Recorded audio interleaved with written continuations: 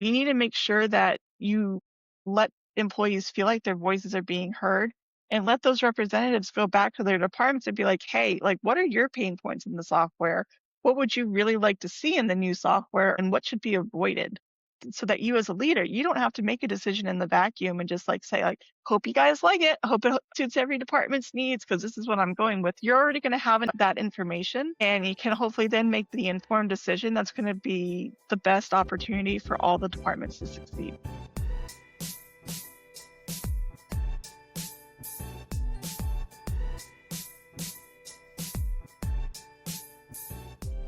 All right.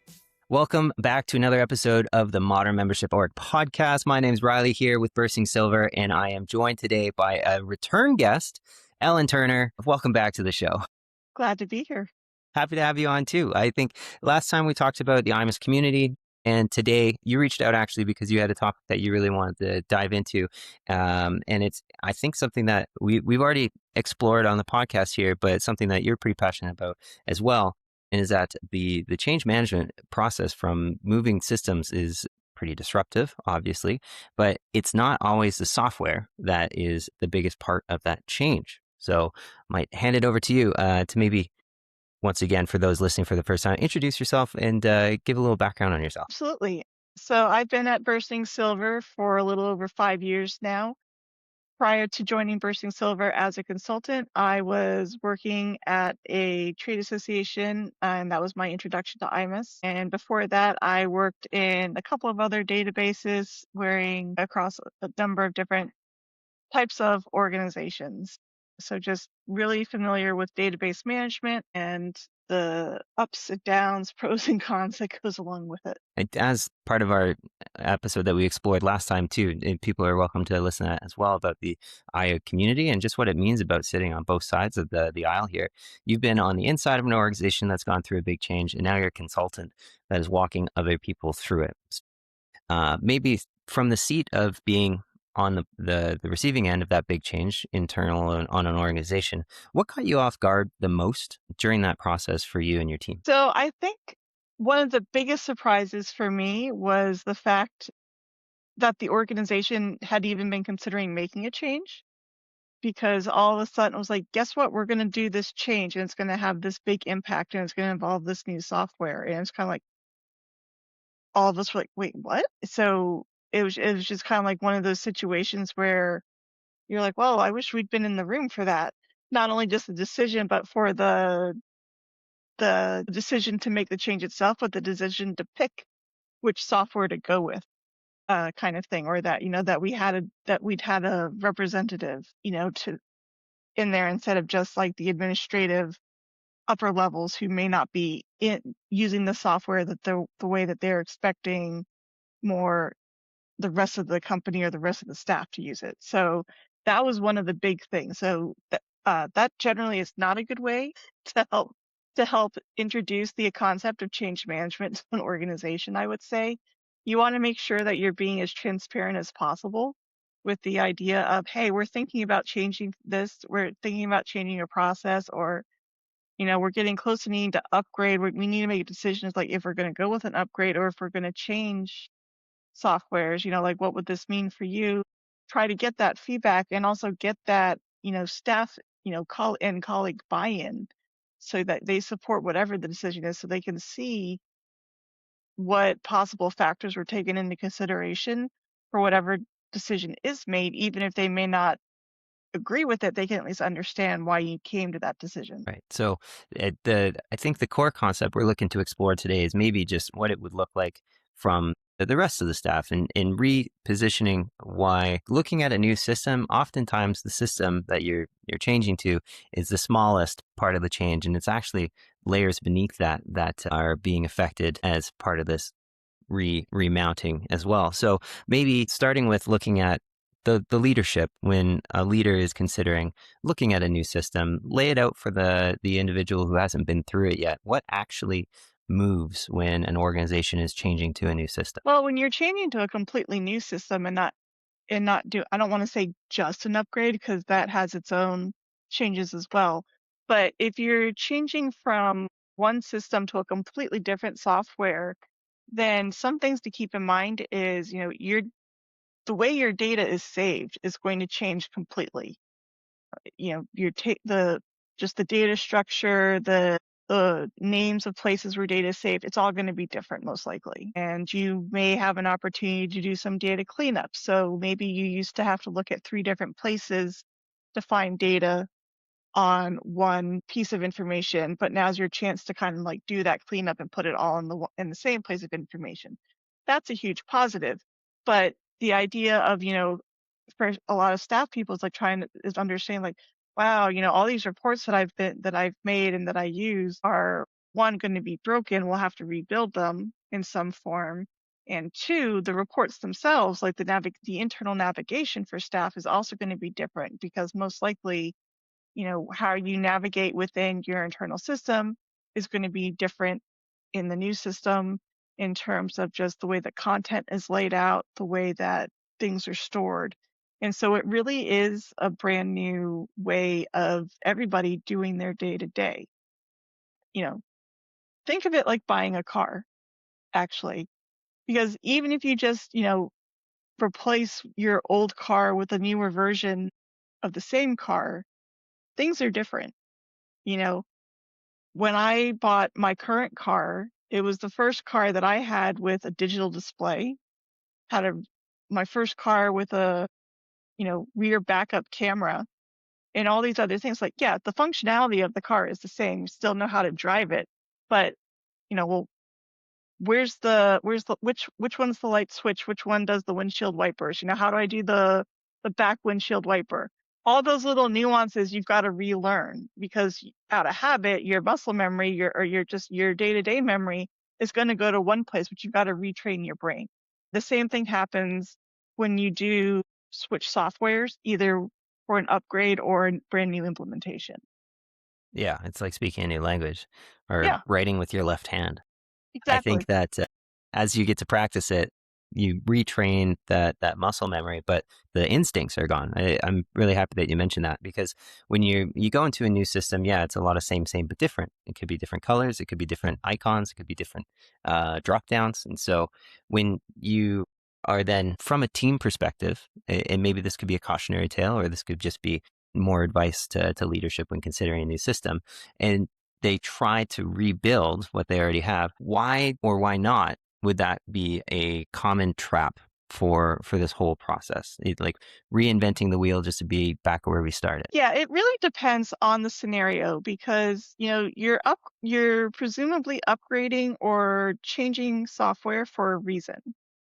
Now, a lot of times that's going to be because software has changed. And it's okay if you want to, keep the data points that you're tracking the same or you want to keep the user experience the same, but don't try to recreate the wheel if it's going to mean you're missing out on applying some of the new features that are now available within the software that you've chosen. Because I think you and I have both been in calls where people want to try to recreate exactly what they had, and we've had to tell them, well, you can do that, but because of the upgrade or because of the new implementation, you have this brand new functionality that you didn't have before. So if we do it using this new functionality, it's going to look different, but it's going to be better for your members and it's going to be easier for your staff to track it.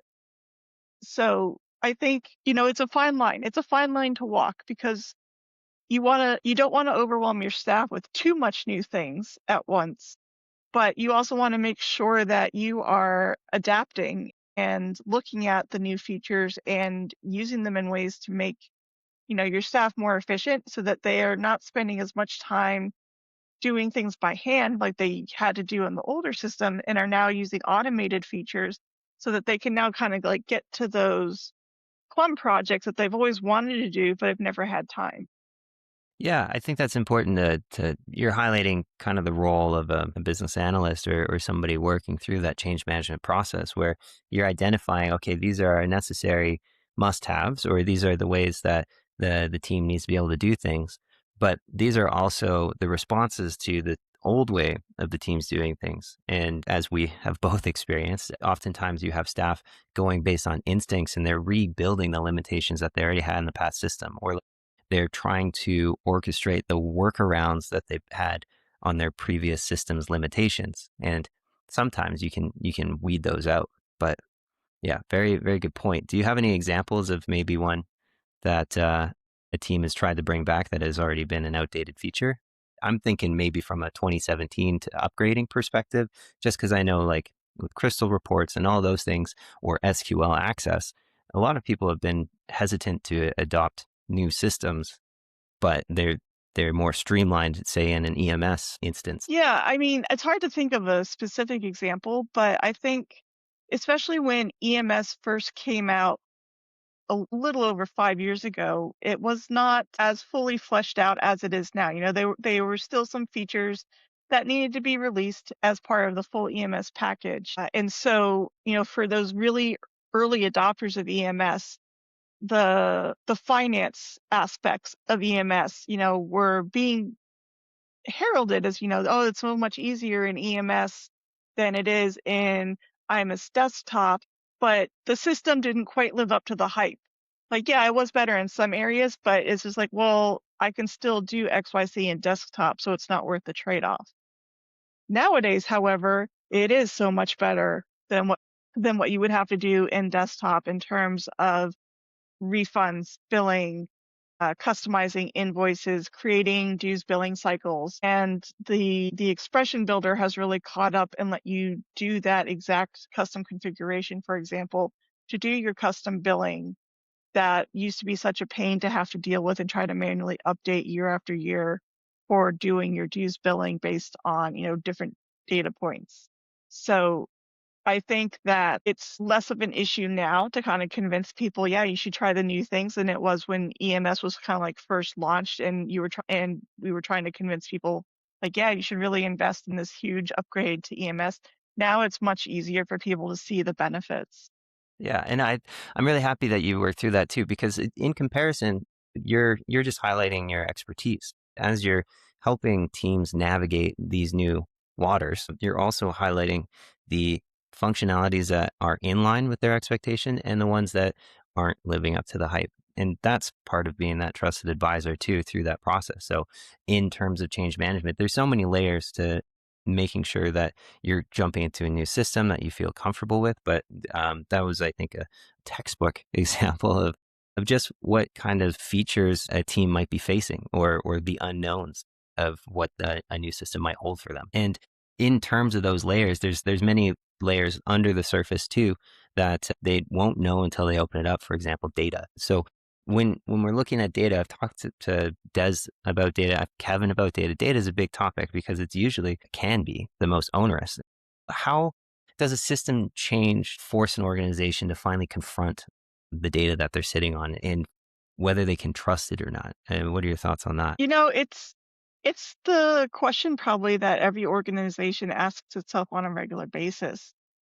And, because data is only as good as what you put into it. And there's a lot of ways for bad data to get into a database, unfortunately, whether it's bots just being able to access and fill out create account forms or trying to register for events, a lot of things happen, or, you do in the States, I'm not sure if this is applicable in Canada, but in the States, when you do a bulk mailing through a mail house, you can get the National Change of Address report, and you can use that to import updated addresses. Well, the thing is, like, if maybe I've already updated the address because maybe they've moved twice since that original address. Maybe I already updated it to like the most up-to-date address, and then the national change of address report comes out and somebody else uploads a previous address. And so now it's just back to being bad. So like, a lot of times you can automate, but sometimes you have to automate with caveats. It's like, well, what's the effective date? Or when was this address last updated? If that address was updated since that mailing, then maybe the address that's there is more accurate than the address we got back from the change of address report. So, there's a lot of things you have to consider. And unfortunately, the thing that I've came to realize very early in my database management career is that there is no magic wand to solve every data issue in a database. It's just an ongoing process that you need to monitor on a regular basis. Some things you only need to check on once a month.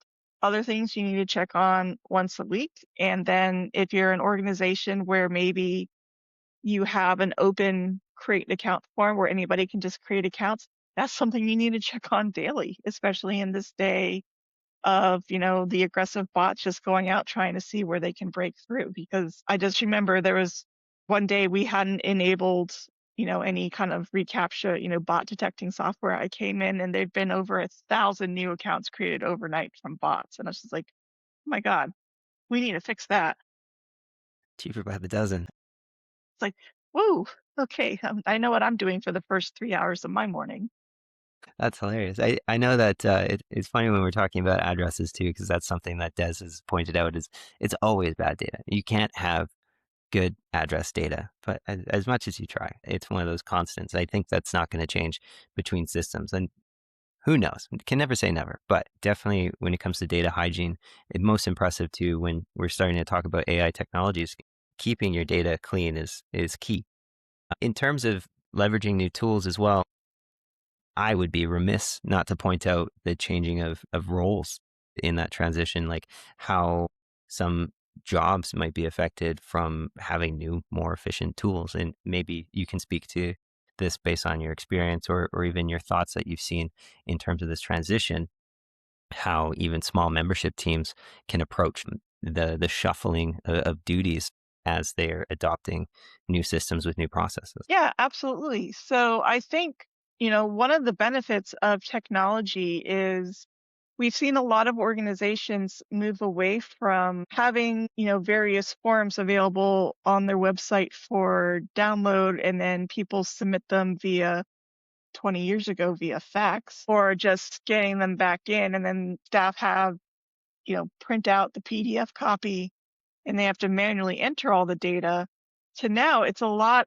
more feasible and a lot more common just to see it be an online form that's submitted and either it needs to be reviewed by staff before it automatically updates the data or it just automatically updates the data such as like I need to change my address. Change my address. Maybe it needs to be reviewed by staff to make sure you still meet member criteria, or maybe it just instantly is approved because of automation rules you're able to put into the form software. Where it says like, oh, yep, you're still in the area covered required for membership. Staff doesn't even need to review this, automatically update the data. So it's like it can free up a lot of time for staff members who used to have to process all that information by hand and manually key it in to instead of focusing on member data to focus on member engagement, member retention, or stewardship actions.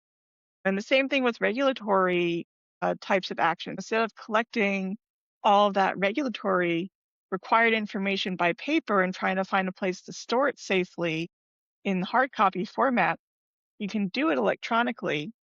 And if you need to, you can take backups of the data by either just getting an Excel spreadsheet of the data, because then at least it's anonymized if you're going to be saving a hard copy of it in spreadsheet form, or you at least save the electronic copy of the spreadsheet on a different external hard drive. So if something ever happens, you can re-export that data back in. But again, it's anonymized because you're just keeping the iMIS ID with it. You're not attaching any other identifying information. And again, it frees up that time. It's like, okay, well, instead of spending 3 hours a day updating all this information, that person is now looking for people like, okay, well, who hasn't met the regulatory criteria? Who needs to be contacted for suspended or managing, the disciplinary process instead. They can focus more on actually managing the issues instead of managing all the paperwork and data updates. Yeah, yeah, key for sure. I think we are in the advent of AI again, looking at ways to operate more efficiently, and that frees up for more time to be able to do higher value work and also look at those back burner tasks. I know myself included when it comes to things that I put off just because I don't have the time. Being able to work more efficiently allows me to make time for a lot of those things that I've been putting off, which is huge. I think too, this goes into adopting these new workflows and adopting new systems. I think oftentimes we run into teams that are looking at ways to be fiscally responsible, that they have a responsibility to make sure that they are spending their budget accordingly. From a surface level, they start chopping things that are going to help them in the long run, like training. We've seen countless times that organizations look at training and they put that off as a not necessary, but maybe that's just a leadership perspective. I'd love to get your thoughts on if that is a wrong lever to pull, if there's different options, or maybe a mentality shift that leaders can start to trickle down from the top on how they can properly allocate the budget responsibility in accordance with ways that are going to enable them still to be able to adopt this new system. Yeah, that's a great point. I think there are some cases where, due to budget constraints and what is actually needed out of the software at the time of go live, the only option is to cut the training. But if that can be avoided, I would now, after 5 years of doing this, try to find a way to instead minimize the scope of the implementation or minimize the scope of the upgrade. Say like, well, do you need all of these right now as part of the go live, or can we scale it and just have everything that's necessary for right off the bat? And then all of these, for example, event templates, maybe you just need 2 of these event templates right off the bat. The rest of the event templates can come in a phase 2 that's scheduled to start like 2 months later. And instead, keep all that training budget and those training hours allocated, because time and time again, when I've seen the training budget get cut, they end up spending the same amount of money within the first month or 2 after they've gone live with either the upgrade or the new implementation. And that's seen in like support tickets or in terms of fixes based on misunderstandings too. I think it's important both with training. You've also got your testing. I talked about this with Des too, where testing can be somewhat a limbo training where people are getting in there and they're getting familiar with the system. They're starting to know how it operates or how it's supposed to operate or even how it's not supposed to operate and catch those things right away. So that's even somewhat of a training approach to getting the staff familiar with it. But I think, as you said too, you it pays dividends to empower your team to know how to use the system. Absolutely. And, definitely if your consultant or whoever you're partnering with as part of your upgrade or your implementation of new software, work with them to make sure your staff is getting hands-on to either help out with testing or for their training. Because another thing that I think you and I have also run into is we do a lot of the training, and just by virtue of people's schedule, sometimes that training comes super early in the process, months before the system goes live or months before they have the chance to really play in the system. And that's not always the greatest timing either. You always want to be able to have the training at a time period where people can actually be hands-on in either the test system or worst case scenario once it's gone live.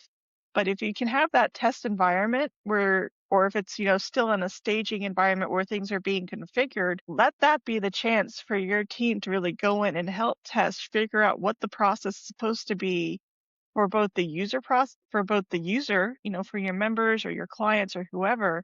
Because that way, when your members or clients call in with questions about what they're supposed to do with your new experience, your staff will know the answers.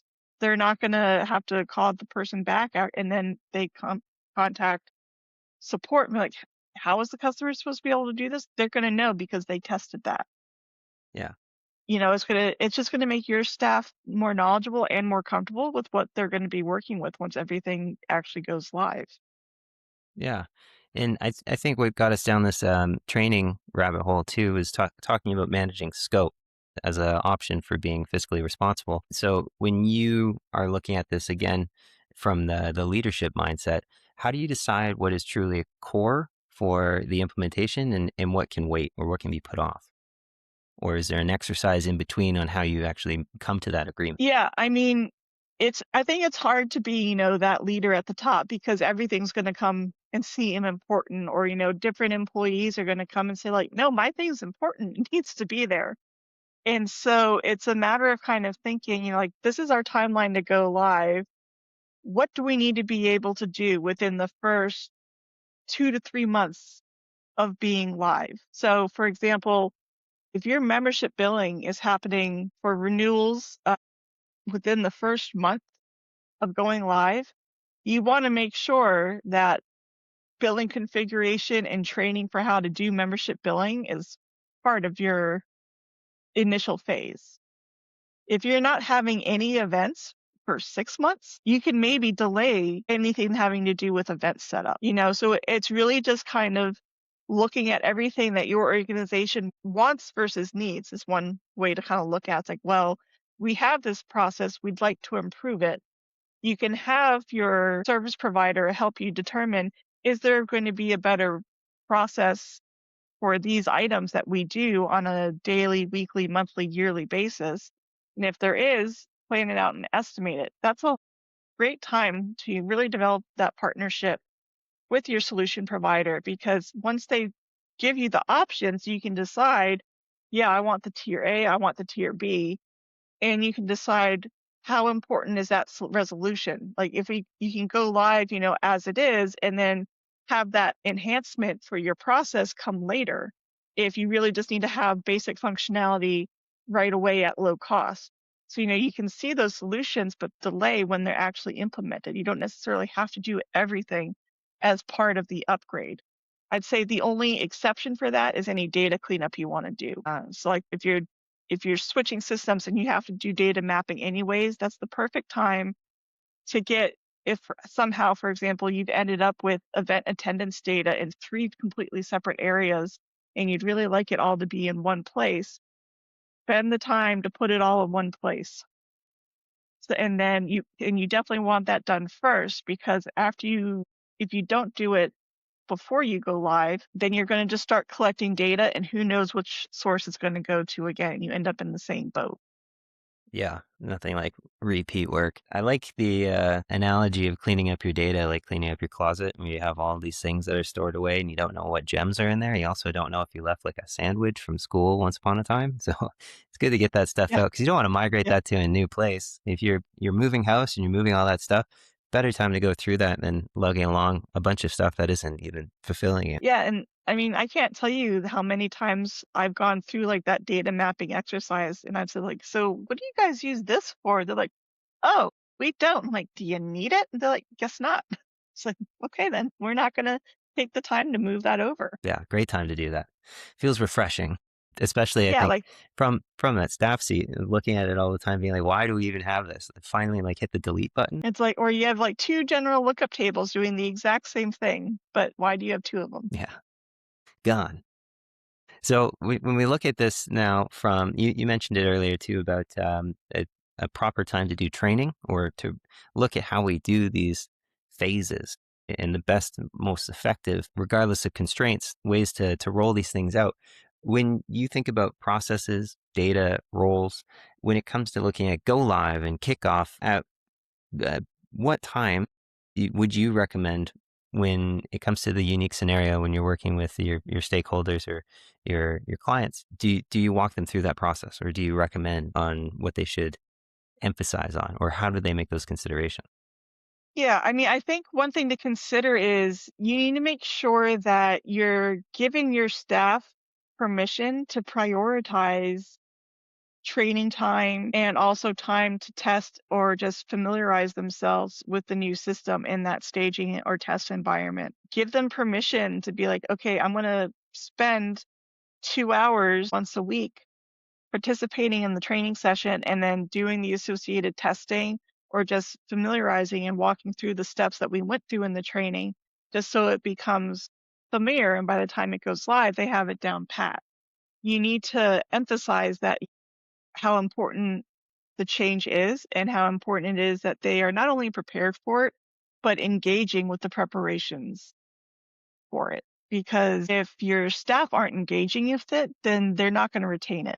And then if they're not retaining it, we're going to end up having to just repeat the whole process anyways. And you end up spending twice the amount of money and time on training.